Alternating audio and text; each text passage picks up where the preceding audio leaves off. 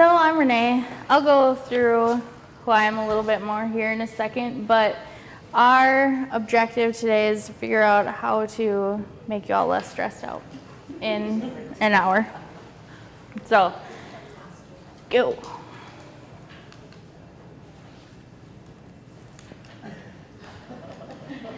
Stress begins.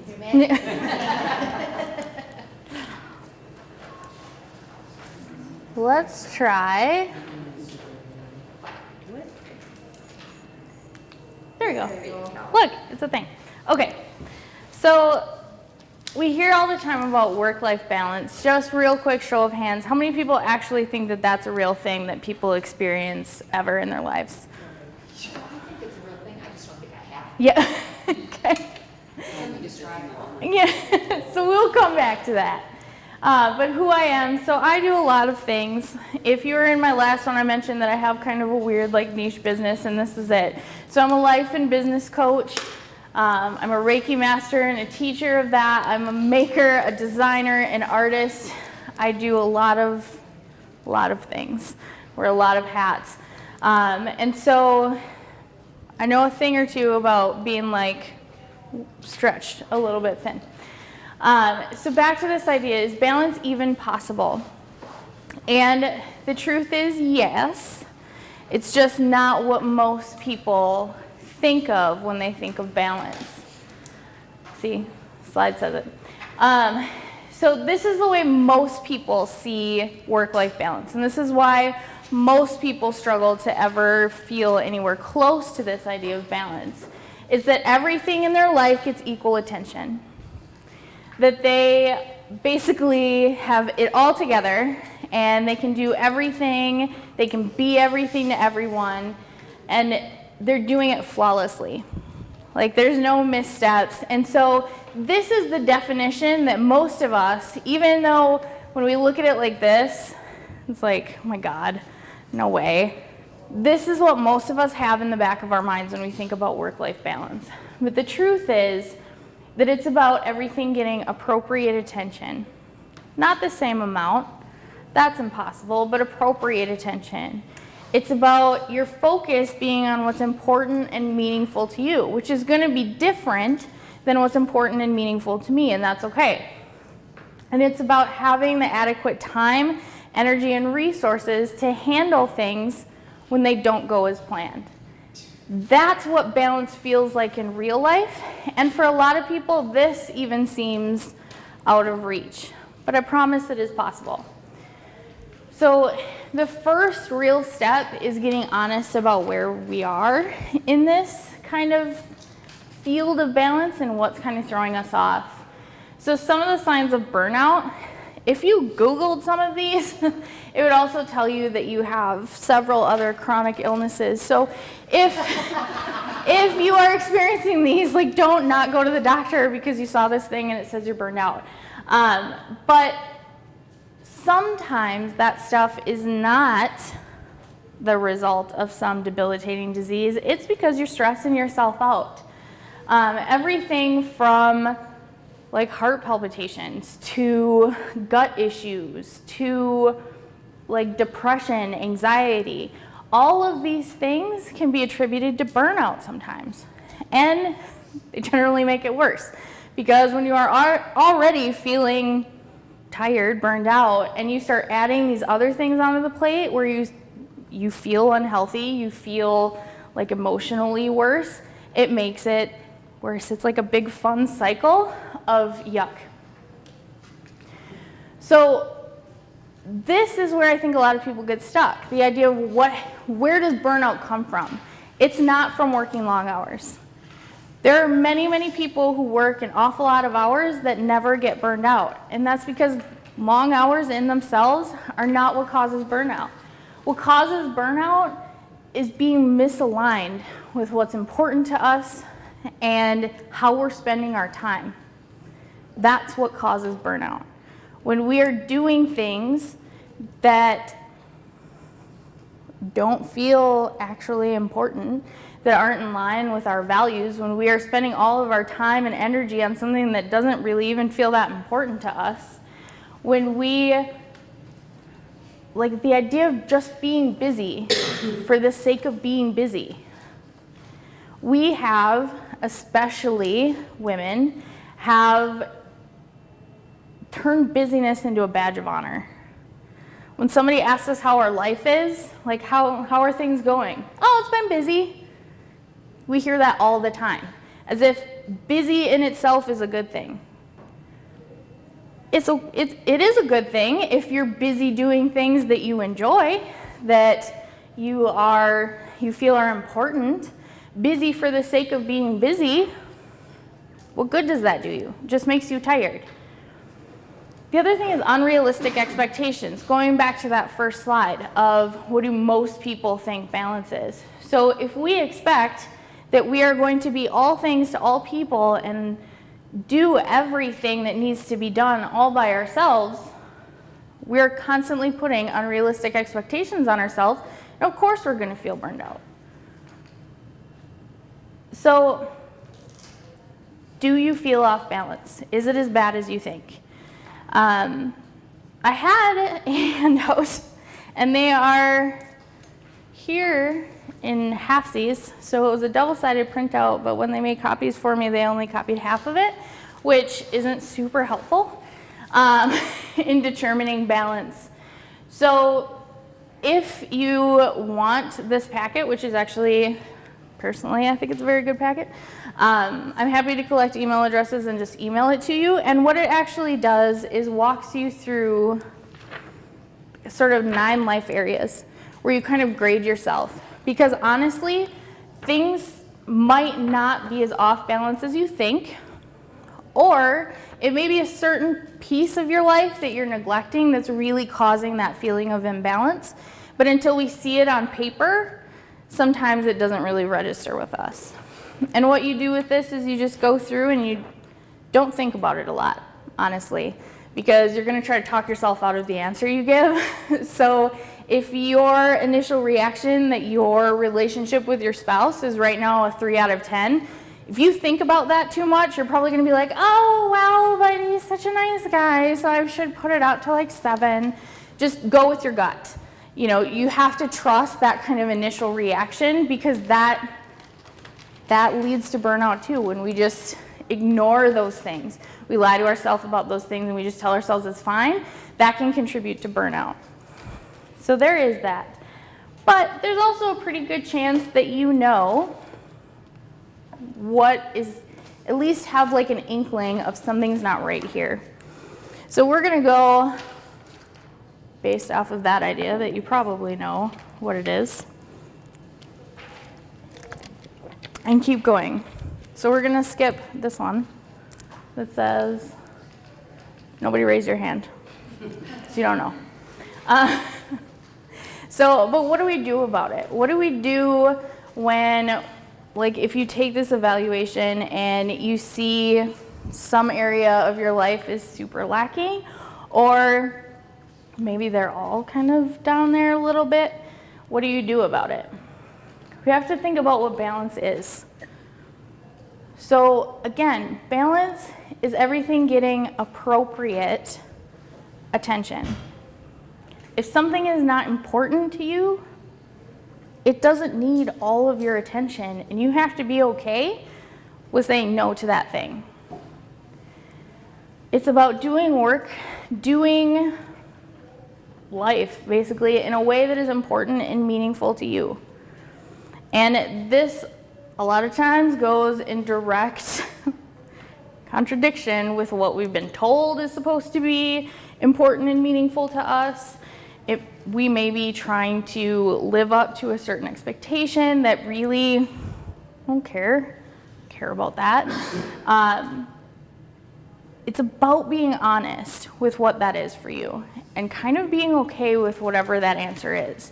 Even if it's not something that your parents would have agreed with or your kids are thinking weird, it doesn't matter. It's about what's important and meaningful to you, because that is what kind of brings us back into balance.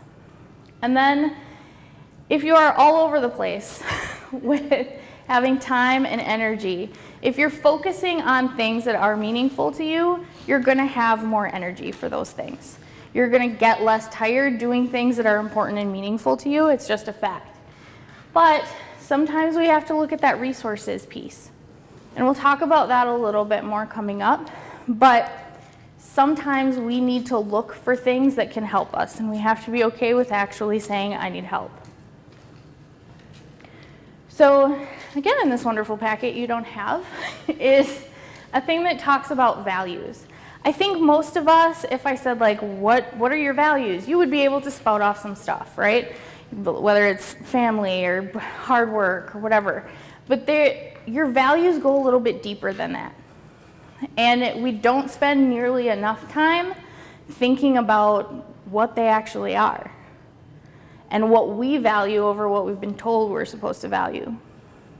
And everybody in this room is likely going to have a different list of things that they value, and that's okay. So also, if you want that, that's in there as well. But how do values help?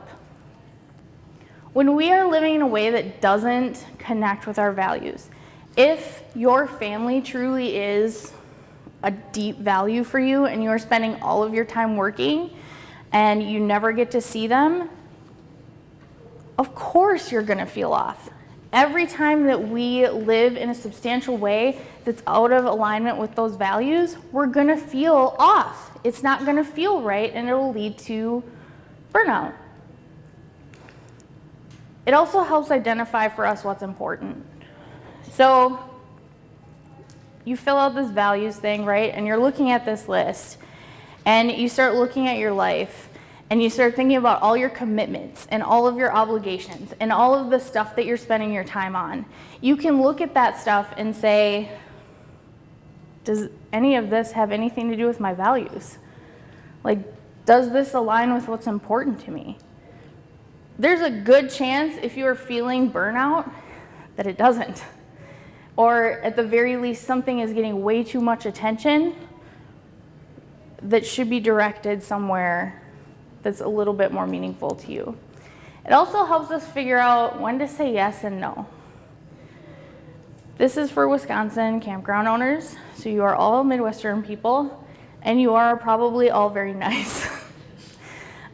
You probably have a really hard time saying no to things because that's not what we do around here. We say yes. We say, yes, of course I will do this PTA thing, even though on the inside you would rather stick your hand in a paper shredder. You say yes to doing something with a friend, even though that is not what's important right now, because you feel like you should. You say yes to bringing the thing to Sunday church, even though you have no time to bake the cookies and actually bring them to church. And honestly, maybe church isn't even that important to you, but you do it because you think you're supposed to. Knowing what we value, knowing what's important to us, helps us say yes and no.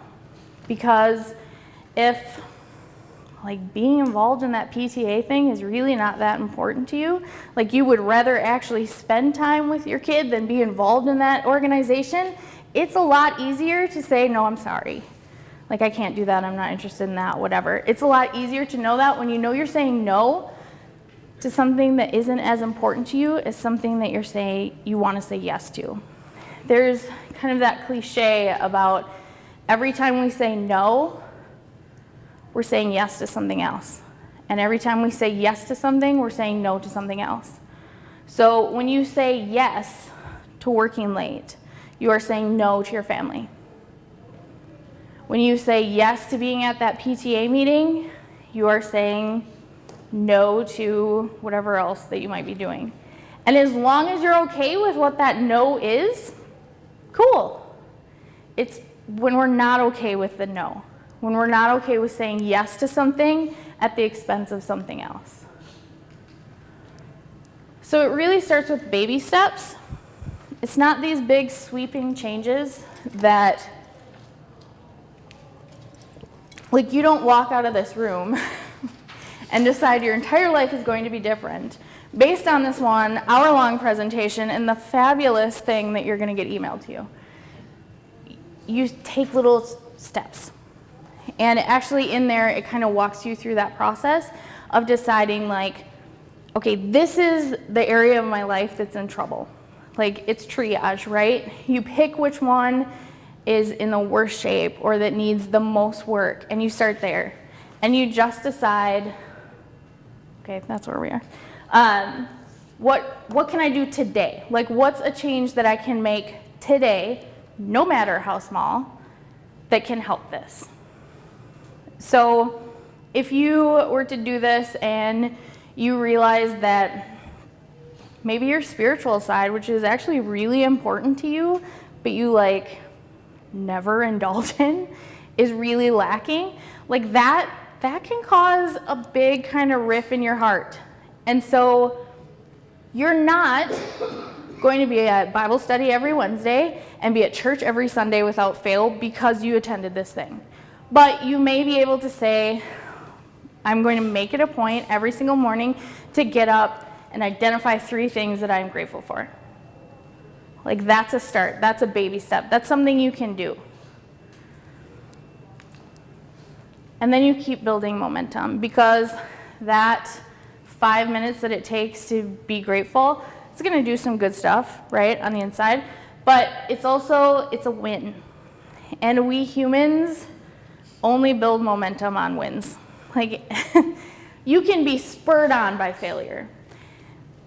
But people who talk about like how their only motivator was failure, and now they run these big successful companies because somebody told them that they couldn't. It's hogwash. It might have spurred them to do something. It might have been the original motivator, but what kept them going was small wins. It was taking a step and having that step go well, and then they keep taking a step, and they keep building, and they keep growing, and they keep getting better from there. And that's what we need. We need small wins. So we need a week of making it home for supper every night, or we need a week of going for a walk every day around lunch. Like we need those little things that we can just be like, yes, I did it. And if you have to, make it really small. Like really, really small. That's okay. Because once you do the really small thing, then you can make another one that's still pretty small, but not like tiny. And then you just keep going from there. That's actually how we make big changes, in really small steps. So we're going to talk about work life first. Although I would argue that usually home life is the bigger part. I have ice in my mouth now, so that's going to be rude.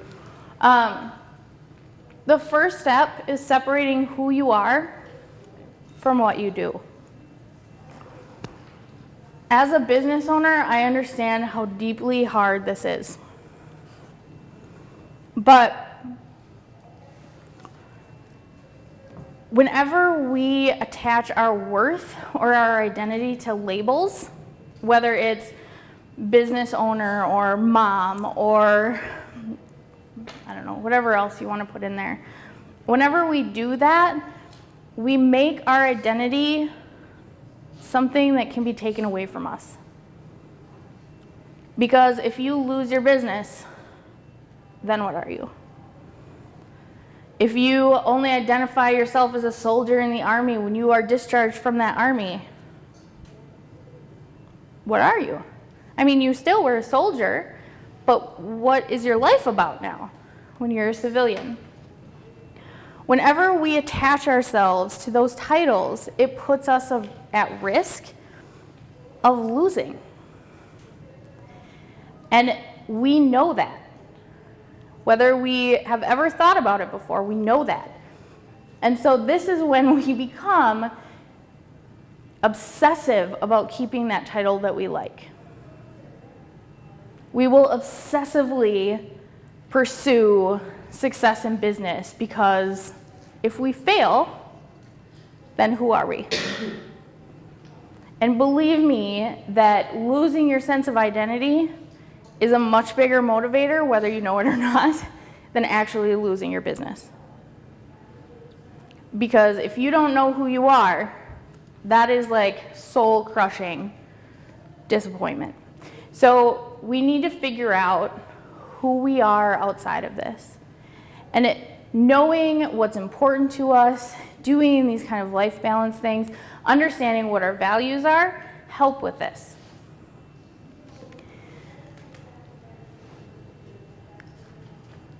Who you are, and this is different for everybody, but who you are might be a compassionate person. Who you are may be an intelligent person. Who you are may be wildly passionate. Those things show up in your titles. You may be the creative Pinterest mom. But that's not who you are as a person, that's just a thing that you do.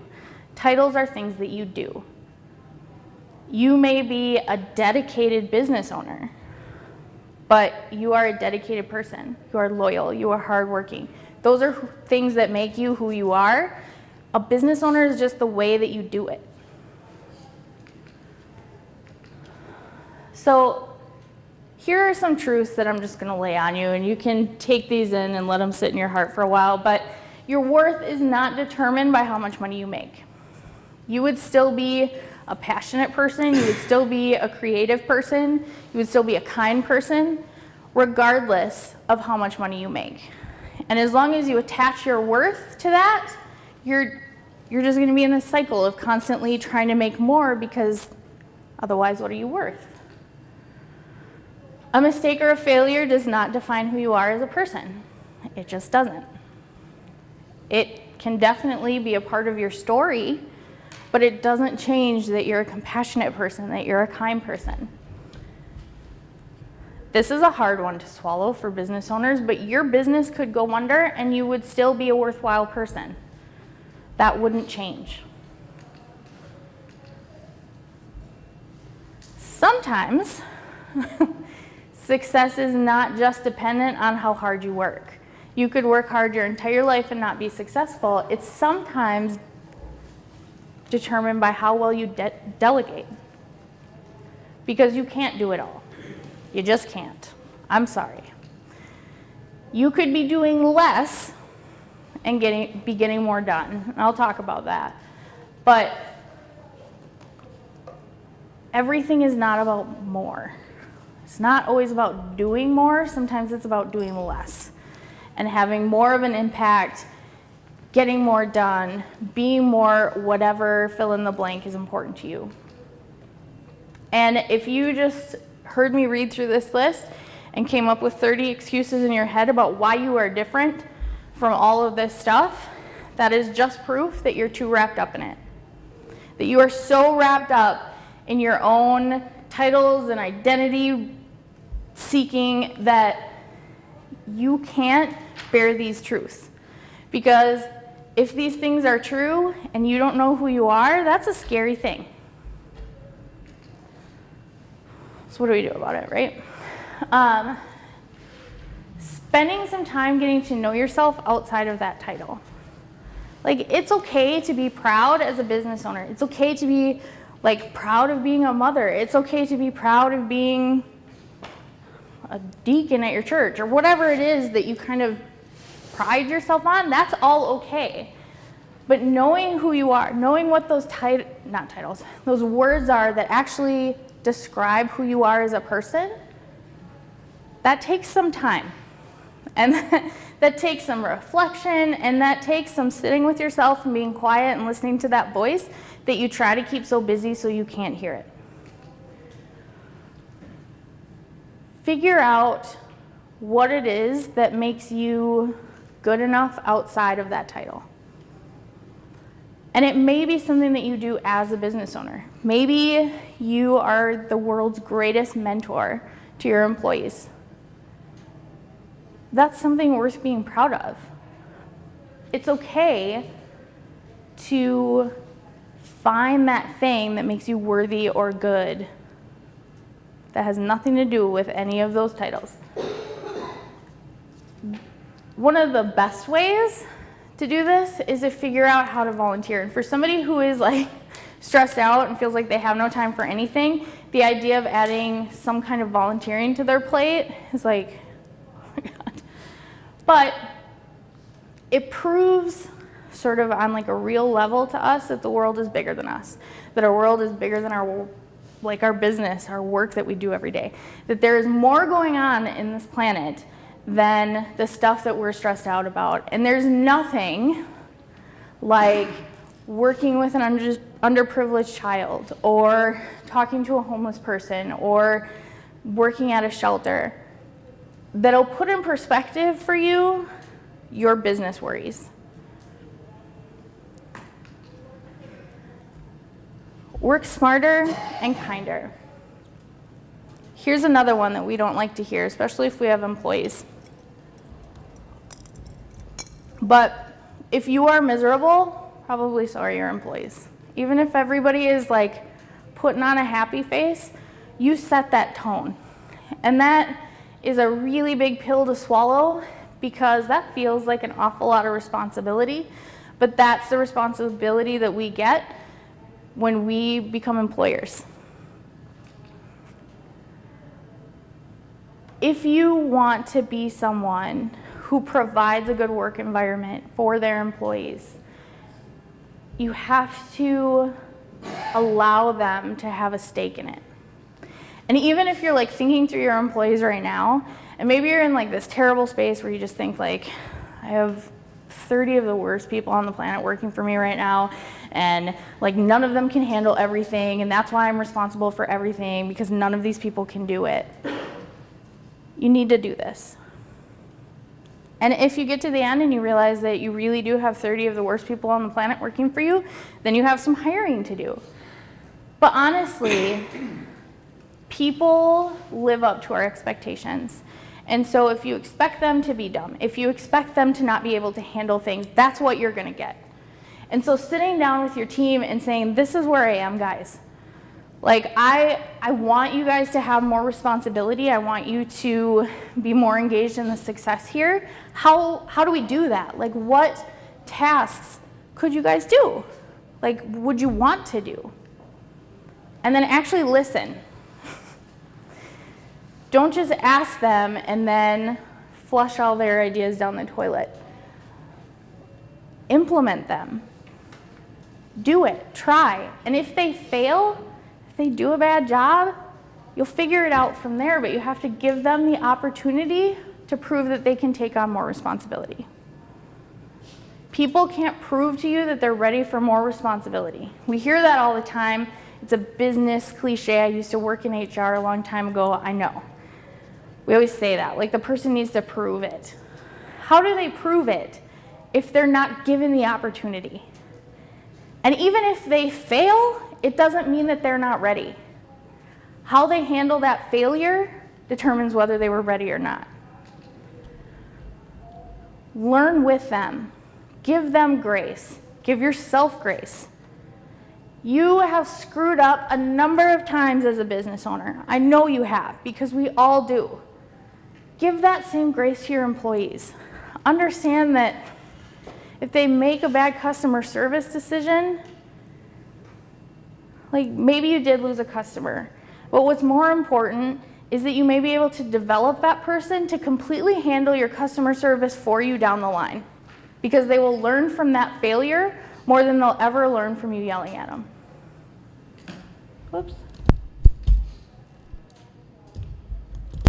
Constantly reevaluate your employees in that work environment. And if you're looking at people and your entire team is low morale, that's a reflection of you.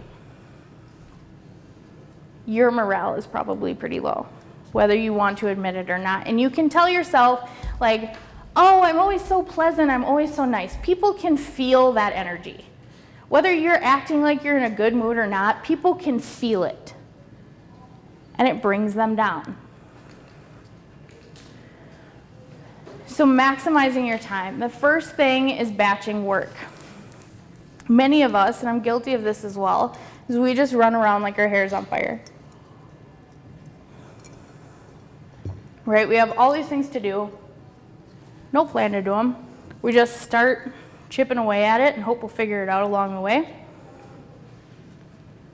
If we were smarter about our tasks, knowing that stuff's going to come up that's going to throw a monkey wrench in this, but if we had any kind of plan for the day, we might actually get more done without stressing ourselves out so much. So when we batch work, that's about saying like, I'm not going to worry all day long about my social media and my advertising. I'm going to sit down for these 2 hours on Monday. I'm going to figure it out.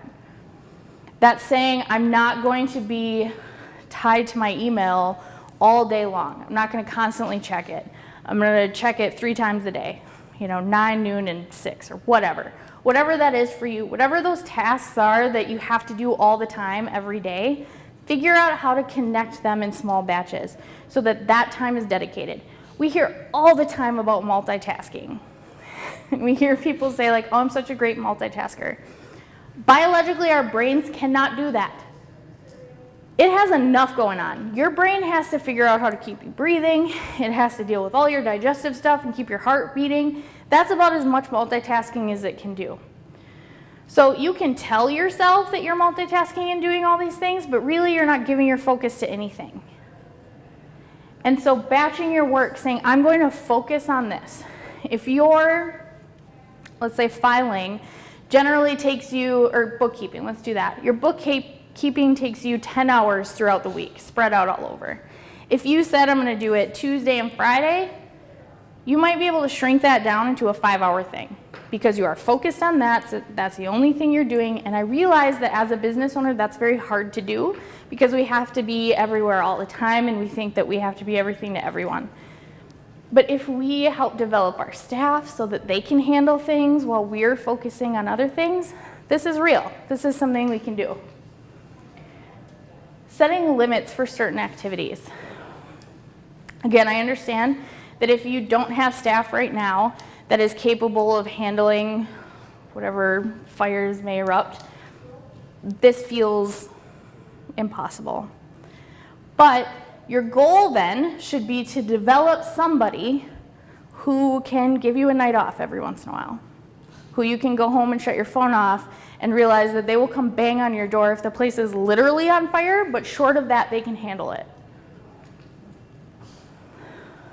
This is what we should be focusing on as business owners. We should be focusing on leading and the business building activities.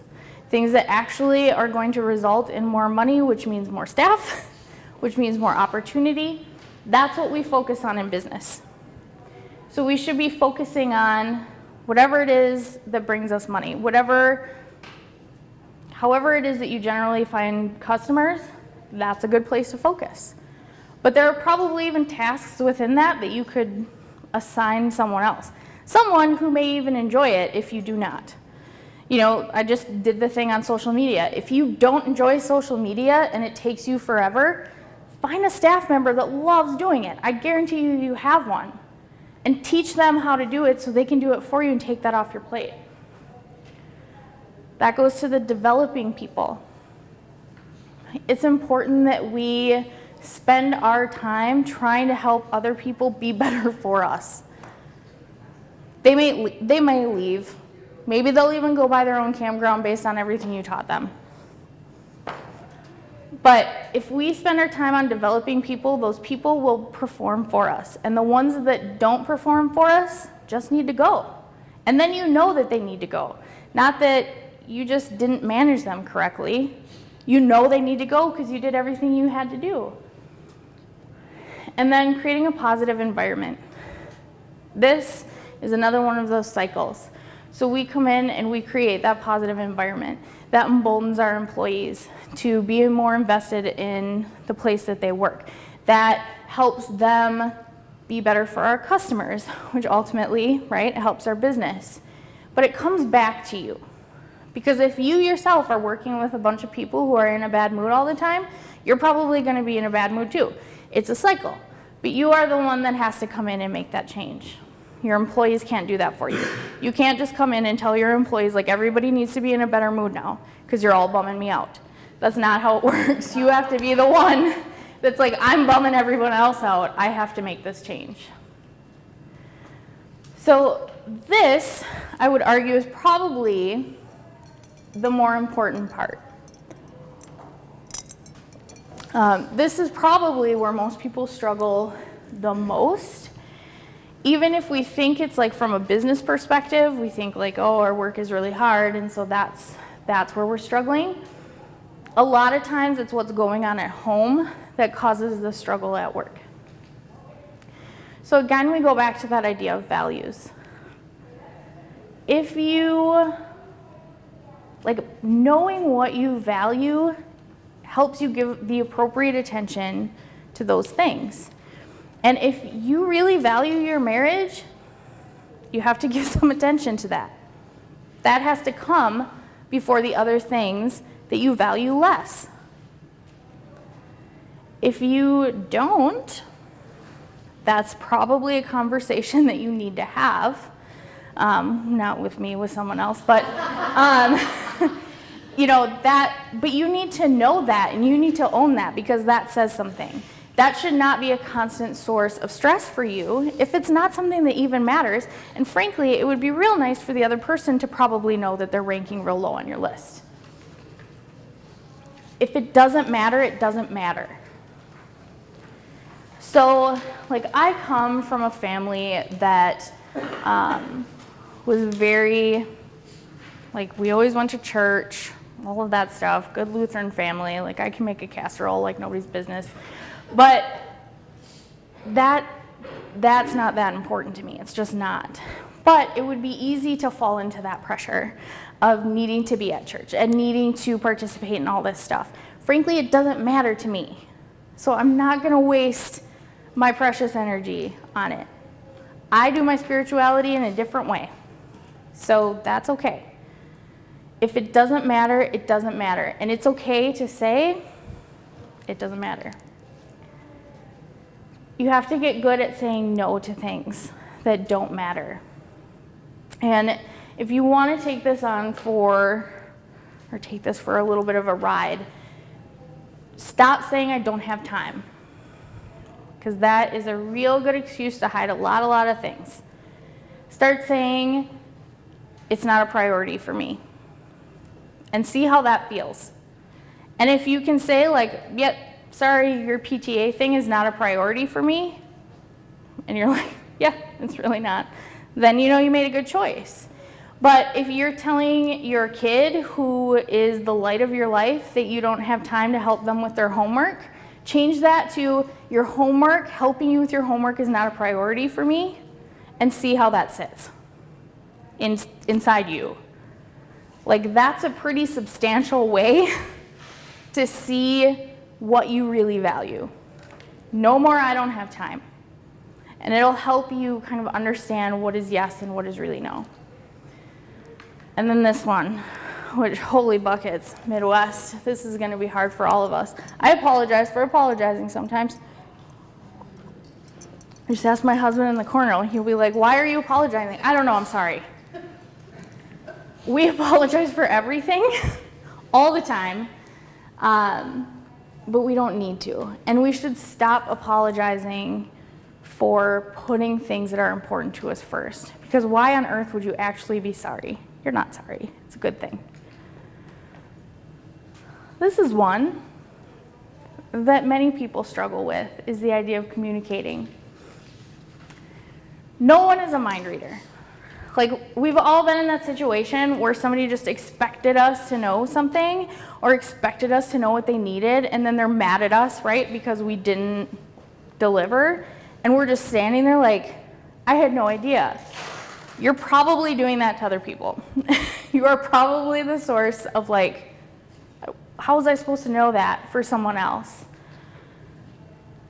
No one else can know what you need. Some people are really good at figuring it out, but we need to take responsibility for our own needs a little bit and just communicate to other people what it is that you actually need. The truth is, sometimes help isn't help, right?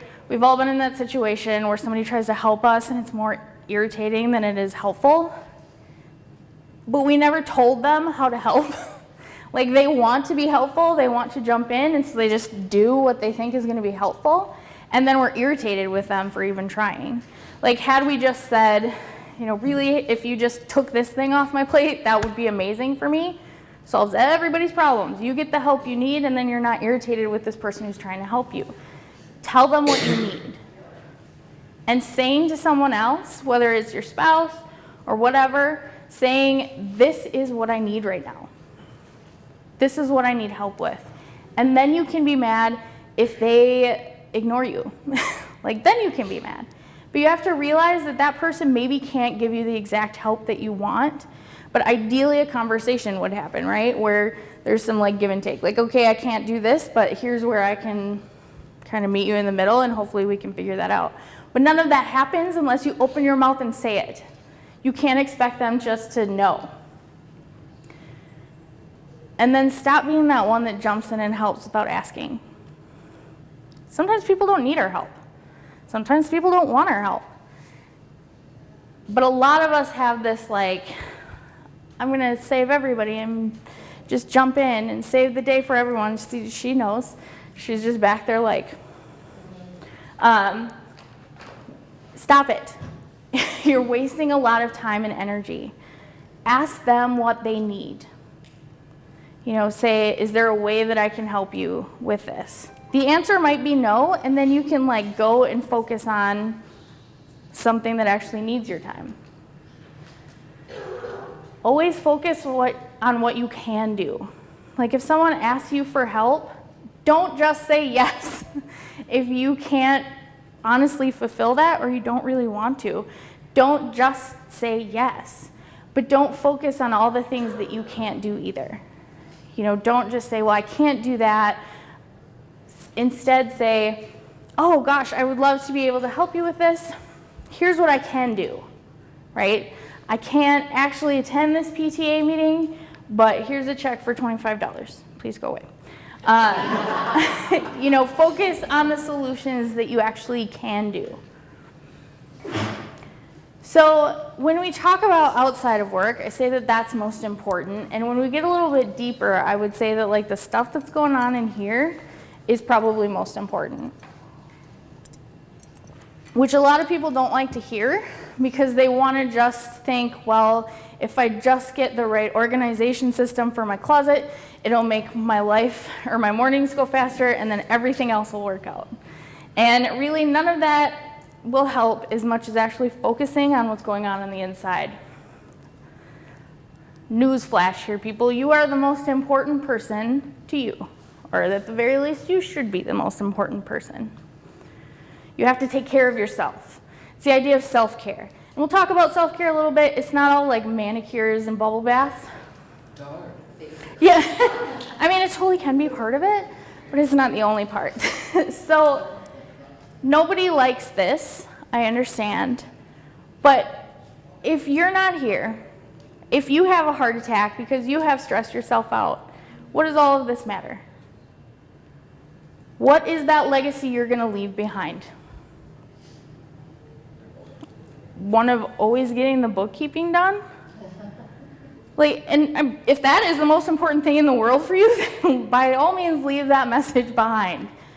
But if you leave this planet early because of how you've treated yourself, what does any of it matter? This is another one. I don't know why we wait for someone else to come along and take care of us all the time, to tell us that we need a break. But it doesn't matter how much someone loves you, they can't take care of you like you can. And this is the like cliche about like you can't pour from an empty cup. But honestly, if you're like the most important thing in the world to you is being a good mom, you can't be the best mom that you can be if you're not 100%. You can only give as much as you have. And so if you are exhausted all of the time and you're running at, let's say, about 30%, that's how much you can give. Yes. See? She gets it. What your guys' problems are. So what is self-care really? Like I said, it's not all bubble baths and manicures. It's taking care of your physical health. It's going to the doctor when you're sick. It's eating the things you know you're supposed to be eating. It's this. It's honoring like what you really want out of life, what really matters to you. That is a form of self-care. Because like I said, being completely out of alignment with all of this stuff causes like physical ailments. You're feeding those spiritual, those mental, physical, emotional needs. You're taking care, and I don't care how cool or how strong you are, you have all of these things. And if you're not feeding that, you're not taking care of those things, in whatever way that means for you, it's not self-care. And you're living in a way that really resonates with you. Like, if you died tomorrow, would you feel good about the way you spent your life? Is that what you want for yourself? And this is arguably the hardest one, is just being nice to yourself. When you screw up, when you make that mistake, how do you treat yourself? What do you say in your head to yourself? Would you ever say that out loud to your friend? Probably not. The way you treat yourself when you make a mistake is often not the same way that you would treat your best friend. Well, you're not best friends. Right. Because why would you do that to somebody that you care about? You should be caring about yourself. Yeah.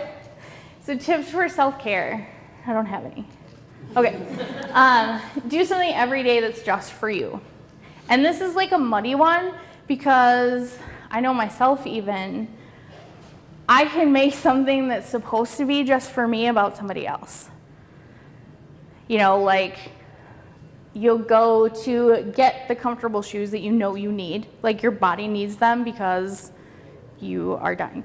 And you'll go there and you won't get the shoes you know you actually need, like you'll get like cheaper ones so that you can buy some whatever for your kid that your kid doesn't even care about and won't care about in 5 minutes. We all do that. Stop doing that.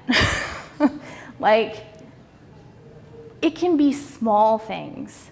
It can be making that cup of coffee in the morning with like a little pinch of nutmeg because it just makes it better. But it's just a small little thing that like you know, nobody else knows. Sitting down for lunch, that's a hard one for a lot of people. Like actually saying, I'm gonna take a whopping 15 minutes and sit down and actually eat my food instead of shoveling it in my face when I run back and forth. Any of these little things that you know are just for you, that's a form of self-care. Feeding those inner needs. Whatever like makes that kind of spiritual connection for you, whether it's praying, going to church, whether it's sitting outside in nature or making a voodoo doll, whatever floats your boat, do that. That's important. That's more important than you realize. Finding an outlet for your emotions, whether you want to admit that you have them or not. Finding someone to talk to or a creative pursuit that kind of gets that out, that's important. This one, making time for quiet. Okay. Making time for quiet and stillness, that's a hard one for a lot of people. To just sit in silence with themselves for 10 minutes can be a big chore, especially if you're not used to it. But whether you need to like go lock yourself in your car for 10 minutes and shut your phone off just to breathe, that might be the moment when you realize what you actually need. Because until we get quiet, until we get still, we don't know. We can guess all day, but we have to actually listen to that inner voice to know. And doing something that actually challenges your brain in a positive way. Like I know that you probably have lots and lots of challenges that challenge your brain all day long, but they're hard, right? It's not the same as like sitting down with a crossword that you actually enjoy or putting together a puzzle or playing a game or whatever it is that actually feels good. Do that. Paying attention to your body's signals. Believe it or not, it is not normal to be tired all the time. It's not normal to be sore and sick all the time. That's your body's way of saying something's not right. It can't scream at you, so it screams at you through your back. It screams at you through the 2 o'clock slump when you can hardly keep your eyes open. That's how your body tells you something's wrong. And then actually give it what it needs. If it's saying I need rest, give it rest. If it's saying I need better food because I'm dying here, give it better food. Then dealing with this, which no one likes. Dealing with whatever it is that keeps you stuck. Those belief systems, those negative Nancys in yourself, whatever that is, dealing with it. Surrounding yourself with the right people, which is also a hard thing. But if you are surrounded with negative, crappy people all the time, it's a wonder if you feel negative and crappy most of the time. And then this one, cultivating hope for yourself or others. Giving yourself something to look forward to, even if it's like a subscription box that comes once a month, can do a lot for yourself. And giving that to others is like twofold. You know, being able to be a source of positive energy does stuff for other people, but it does stuff for us too. So here we are with questions. Do you have any questions for me?